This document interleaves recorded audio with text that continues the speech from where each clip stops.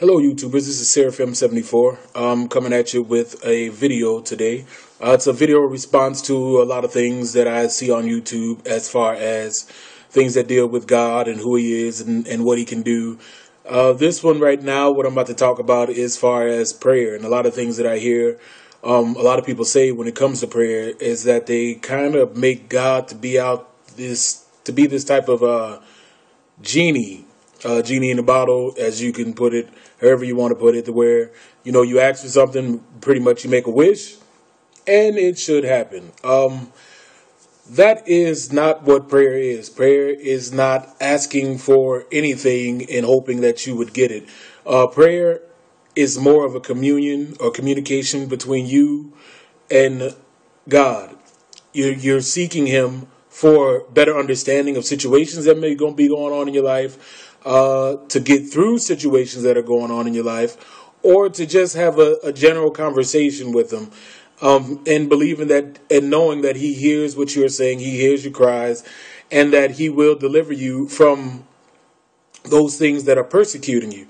It's not an aspect, or it's not something that you should be looking for as far as obtaining riches, fame, fortune, those type of avenues. And I see a lot of people make comments of, like I read a comment somewhere, and the person said that pretty much if, I pray to God now for something, then it should happen.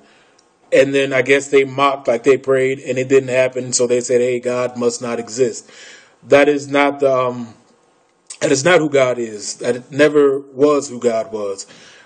Even in prayer, as you notice in a lot of the things within Scripture, those who prayed, David and Bathsheba, when David prayed as far as when his son was dying, and it didn't change anything.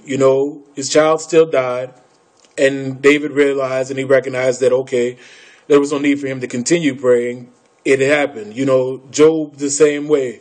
Even in all of Job's not going up against God or not cursing him, he stayed faithful. And even though his situation didn't change, and it just seemed like it was getting worse and worse as the days went on. There's a lot of examples within the Bible itself where people had prayed fervently for a certain situation. Jesus himself, he prayed that the cup shall pass from him, but he came to the conclusion that it wasn't his will to be done, but the Lord's will that is done. So for anyone to go in there and say that, hey, I'm going to be praying and I want this to happen and that to happen, you shouldn't really expect for it to happen in that aspect. If it's a test and a trial that you have to go through, then it'll be a test and a trial that you have to go through and that you won't be able to change and won't change. It's to help you to further get stronger in the Lord. It's to help you to be elevated in Him. It's basically to help your spirit and your spirituality be more secure. With that being said, there's a couple scriptures that I wanted to go over and read that a lot of people like to say. But first, these scriptures deal with a lot of, I want to say, atheistic views that they have as far as, I see a lot of atheists who like to comment and make certain things towards God to say that, okay, prayer isn't really worth anything. There's no point in prayer. There's a ton of reasons to pray.